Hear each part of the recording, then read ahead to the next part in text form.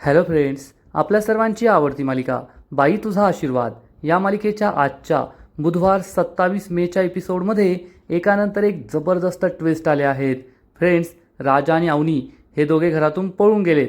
त्यांचा प्रवास तर सुरूच आहे, पण अवनी ही राजाबरोबर पळून गेली आहे ही गोष्ट अवनीच्या घरच्यांना समजली आहे आणि विवानलासुद्धा हे कळलं आहे. विवान घरी पोहोचला होता.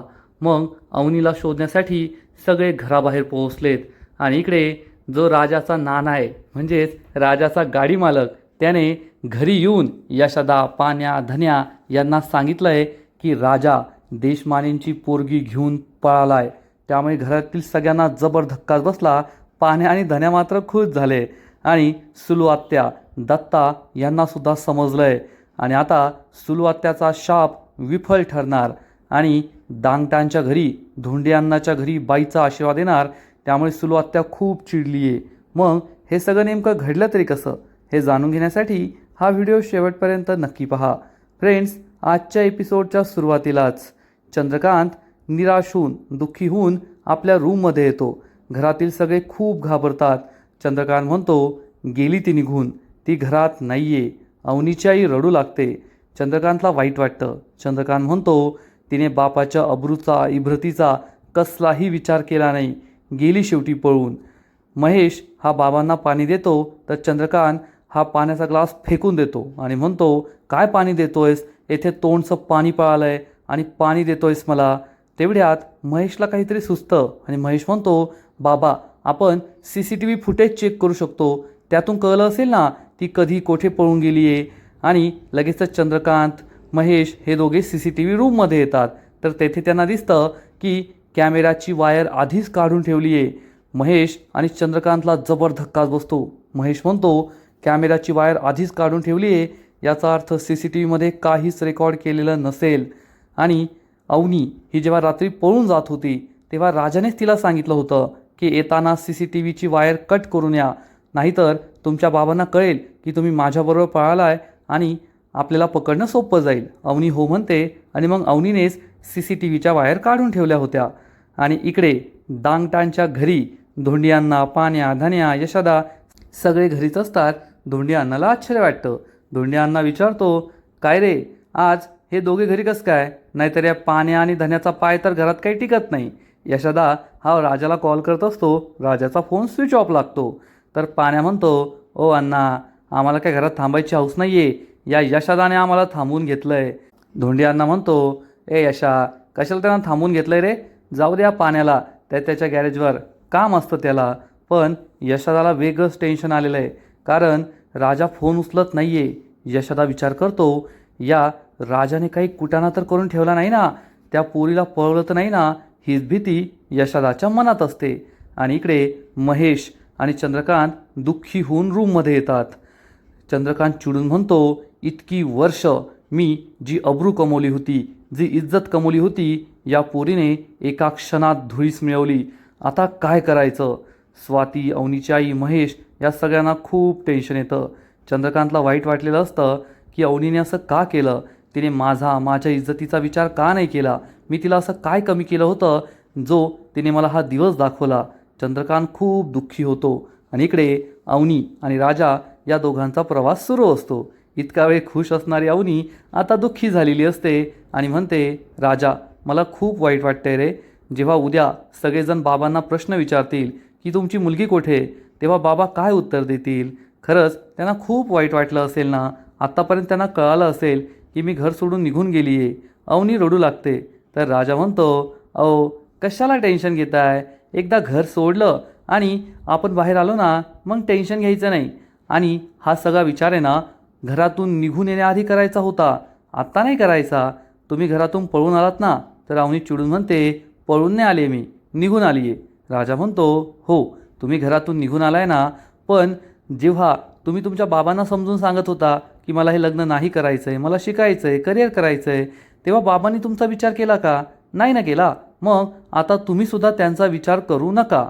अवनी म्हणते, खरं आहे तुझं, मी नाही विचार करणार आहे, पण शेवटी बाबांची आठवण येतेच ना. राजा तिला समजावून सांगतो, मला मान्य आहे, पण तुम्हाला आता कुठे जायचं आहे माहिती आहे ना, एशिया, सिंगापूरला तिथे जायचं आहे. मी तुम्हाला पुण्यापर्यंत सोडवतो आणि पुण्यावरून तुम्ही डायरेक्ट सिंगापूरला जायचं.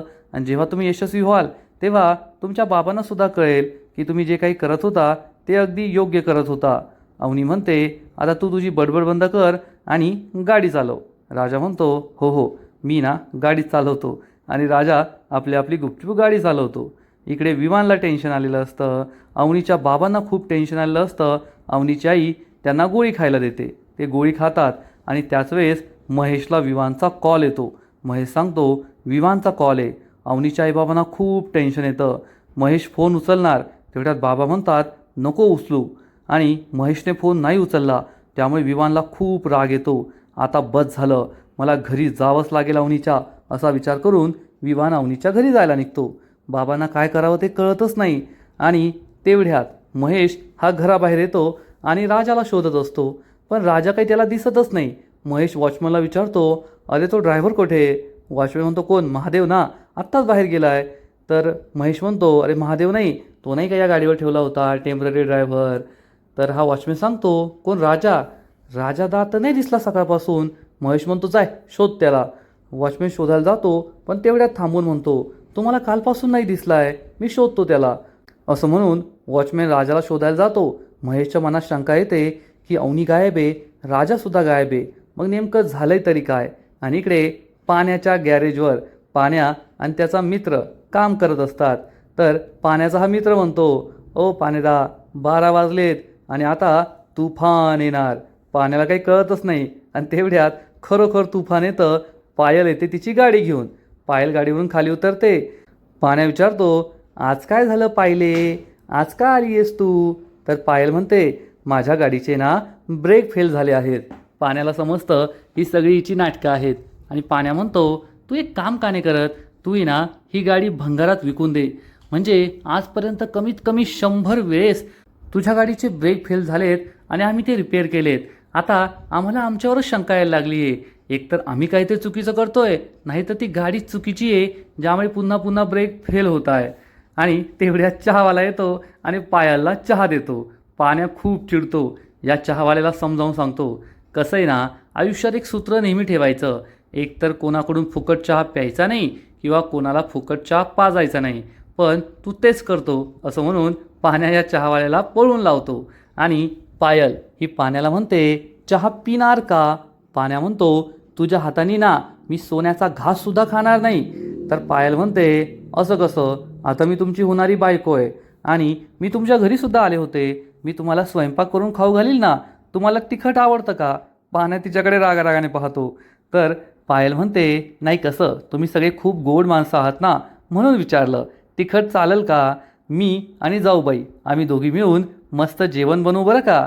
आणि मला हेच कळत नाही, मोठे भाऊजी इतके गोड आहेत, छोटे भाऊजी इतके गोड आहेत, मग तुम्हीच इतके का रागीट आहे? तर पाण्यात चिडून म्हणतो, पाहिले, तू माझा राग आहे ना अजून पाहिलेला नाही आहे, हे लक्षात ठेव. तर पायल म्हणते, आता मी तुमच्या घरची सून आहे, मग सगळं पाहायला मिळेलच ना. आणि बाबांनी तर मला सून म्हणून स्वीकारलंसुद्धा, मला सूनबाई सूनबाई म्हणत होते. तर पायलला पाण्या म्हणतो, आमच्या धोंडी अन्नावर विश्वास ठेवू नको, एकदा पिल्यावर काही पण बरळतात ते. आणि तुला आमच्या कुटुंबाबद्दल जास्त माहिती नाही आहे, त्यामुळे आतमध्ये घुसण्याचा प्रयत्न करू नको. तर पायल म्हणते, आता मी घुसली आहे पानू. आणि तेवढ्यात पायलला दिसतं की चक्क तिच्या बाबांची रिक्षा तेथे येते. पायल खूप घाबरते आणि तेथे लपून बसते. तेवढ्यात पायलचे वडील जे रिक्षा ड्रायव्हर आहेत ते रिक्षातून खाली उतरतात. पाण्याला म्हणतात, 12 नंबरचा पाना दे रे. पाण्याचा मित्र 12 नंबरचा पाना देतो आणि पायलचे वडील आरसा फिट करत असतात. पायल तोपर्यंत लपून बसलेली असते आणि म्हणते, दिव्याई प्लीज, पाण्याला आहे ना माझ्या गाडीचा नंबर दिसू नको देऊ, नाही तर त्याला कळलं नाही माझे बाबा आहे तर सगळं त्यांना सांगून देईल. बाबा त्यांचा नट टाईट करतात आणि निघून जातात. पाण्या आजूबाजूला पाहत असतो, ही पायली कुठे गेली? बाबा निघून गेल्यानंतर पायली लगेच उभी राहते. तुमने पुकारा और हम चले आए. आणि ती पाण्यासमोर येऊन उभी राहते. पुन्हा एकदा तिच्या अदा दाखवते. पाण्याकडे एकटक पाहत राहते. पाण्या मात्र तिच्याकडे दुर्लक्ष करतो. ती तिला फ्लाईंग किस देते, पप्पी देते, त्याच्याकडे पाहून हसते. पण पाण्याला मात्र काही फरक पडत नाही. हिच्याशी लग्न करायचं नाही असं पाण्याने ठरवलेलं असतं. आणि इकडे अवनीच्या माहेरी मात्र अवनीच्या घरी सगळे खूप टेन्शनमध्ये असतात. चंद्रकांत, अवनीचे बाबा खूप दुःखी असतात आणि महेशला विचारतात, महेश तुला याबद्दल काही माहीत होतं का? महेश सांगतो, नाही बाबा. मग चंद्रकांत स्वातीला विचारतो, स्वाती खरं सांग, तुला याबद्दल काही कल्पना होती का? स्वाती चांगलीच घाबरते. महेशसुद्धा तिच्याकडे संशयाने पाहत असतो. बाबा म्हणतात, तुला याबद्दल पुसटशी कल्पना जरी असेल ना तरी आत्ता सांग, कारण नंतर जर मला कळालं की या सगळ्या प्रकरणात तू सामील होती तर त्याचे परिणाम खूप भयंकर होतील, एवढं लक्षात ठेव.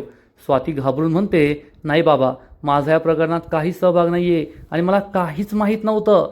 तुम्हाला खरं सांगते, मला ती आज पहाटे भेटली होती, पण माझ्यासमोरच ती तिच्या रूममध्ये गेली आणि त्यानंतर आमची परत भेटच झाली नाही. हे ऐकून चंद्रकांत, महेश या सगळ्यांना आश्चर्य वाटतं.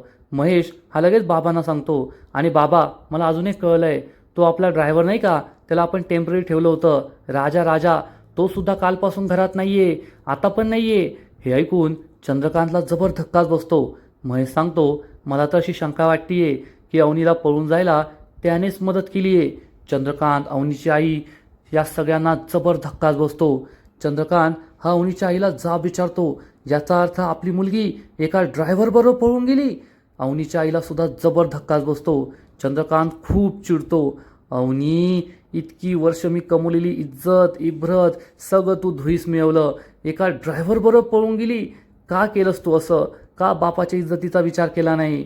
चंद्रकांत खूप दुःखी होतो आणि महेशला म्हणतो, चल महेश, आत्ताच्या आत्ता आपण जाऊया आणि तिला शोधून परत घरी घेऊन येऊया.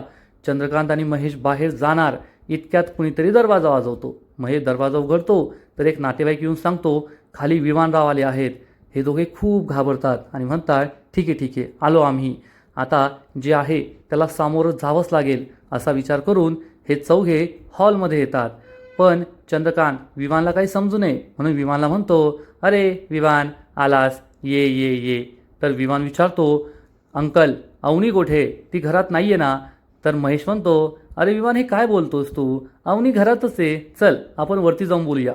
विवान म्हणतो, नाही, तुम्ही एवढे टेन्शनमध्ये का दिसताय? खरं सांगा, अवनी नाही आहे ना घरात? माझी शंका खरी होती ना? मी फोनवर हॉर्नचा आवाज ऐकला होता. तर महेश म्हणतो, अरे नाही रे, असं काही नाही आहे, अवनी आहे घरात.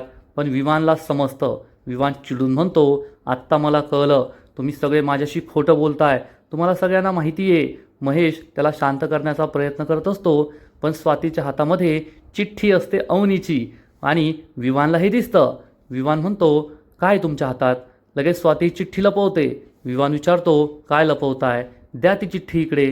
स्वाती खूप घाबरते. स्वाती चंद्रकांतकडे पाहते. चंद्रकांत तिला हो म्हणतो आणि स्वाती ही चिठ्ठी विवानला देऊन टाकते. विवान ही चिठ्ठी वाचतो आणि त्याला जबर धक्काच बसतो. विवान म्हणतो, हे कसं शक्य आहे? याचा अर्थ अवनीला माझ्याशी लग्न करायचंच नव्हतं. पण का? माझ्यासारख्या मुलाशी कोण लग्न नाही करणार? मी सुपर रिच आहे, वेल क्वालिफाईड आहे, इतका हँडसम आहे, तरीसुद्धा तिला माझ्याशी लग्न करायचं नव्हतं.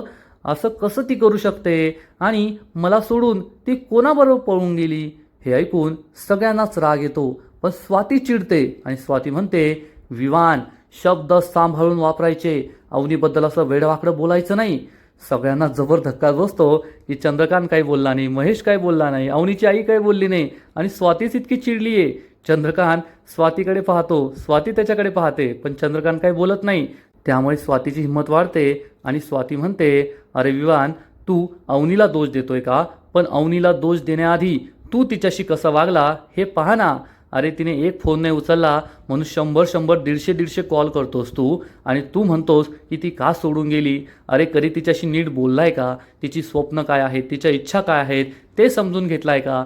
तू जर एकदा तिच्याशी नीट बोलला असता ना तर हा दिवस तुला पाहावा लागला नसता. आज जे काही झालंय, अवनी घर सोडून गेली ना, त्यासाठी फक्त तू जबाबदार आहेस. ती आमच्यावर नव्हती चिडली, ती तुझ्याशी लग्न नाही करायचं म्हणून सोडून गेली. अवनीला नावं ठेवण्याआधी तू कसा माणूस आहे ना ते पहा. घरातील सगळे स्वातीकडे आश्चर्याने पाहत असतात की स्वाती हे काय बोलतीये. आणि विवान हा महेशला म्हणतो, महेश, या कसं बोलताय, काय बोलताय? सांग त्यांना समजून.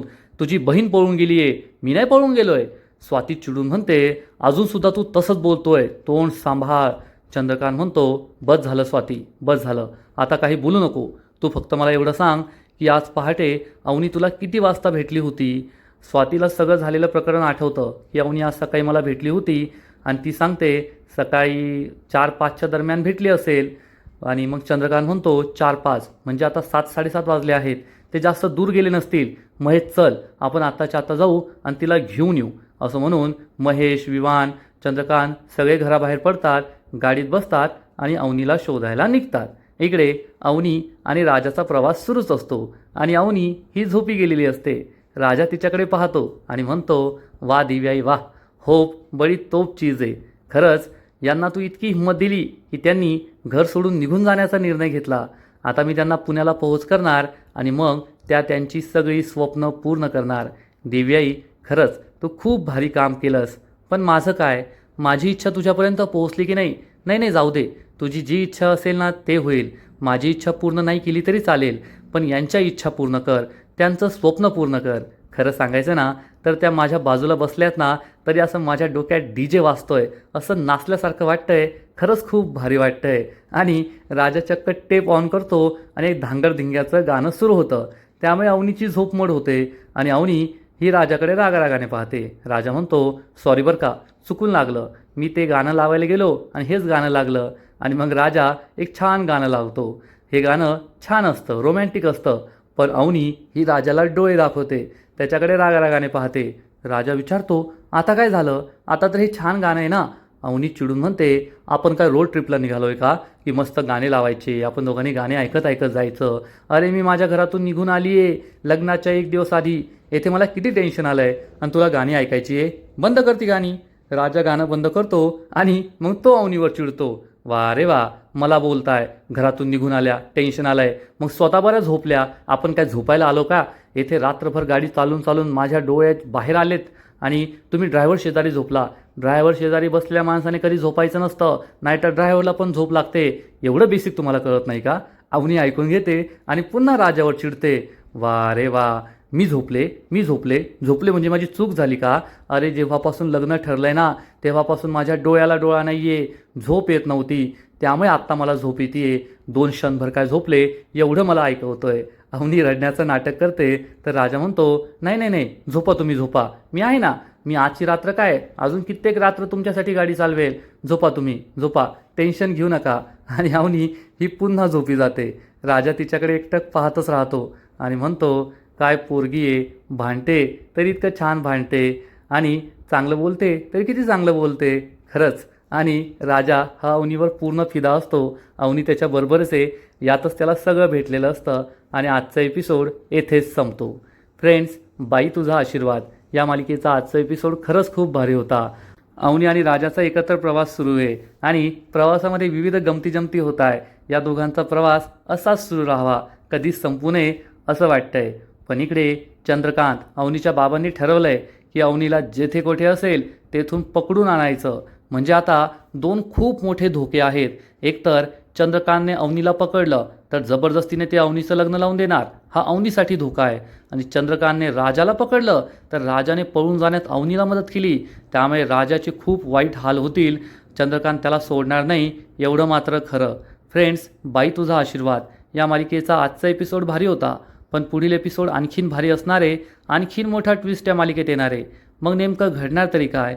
तर पुढील एपिसोडमध्ये आपण पाहू, अवनी गाडीत झोपलेली असेल आणि राजा तिची मान एका बाजूला करणार, अवनीसाठी एकाच हाताने गाडी चालवणार. अवनीकडे तो एकटक पाहतच राहील आणि राजाचा जो मालक आहे, गाडी मालक नाना, हा चक्क राजाच्या घरी पोहोचणार आणि तो धन्या, यशा, नंतर पाण्या या सगळ्यांना सांगेल, राजाला मी जेथे पाठवलं होतं ना देशमानेच्या घरी टेम्पररी ड्रायव्हर म्हणून, त्याने त्या देशमानेंचीच पोरगी पळवली आहे.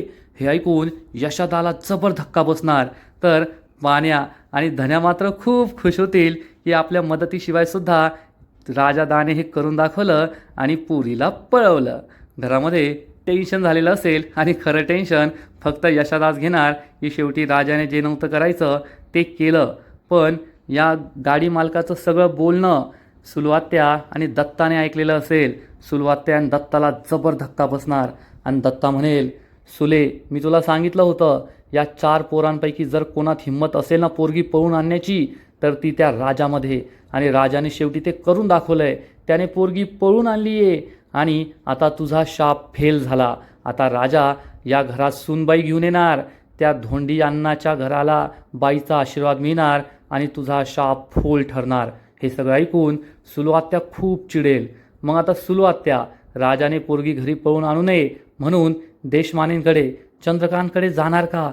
त्यांना राजाबद्दल धोंडी अण्णाबद्दल काही वाईट साईड सांगणार का? हे सगळं पाहायला खूप मजा येणार आहे.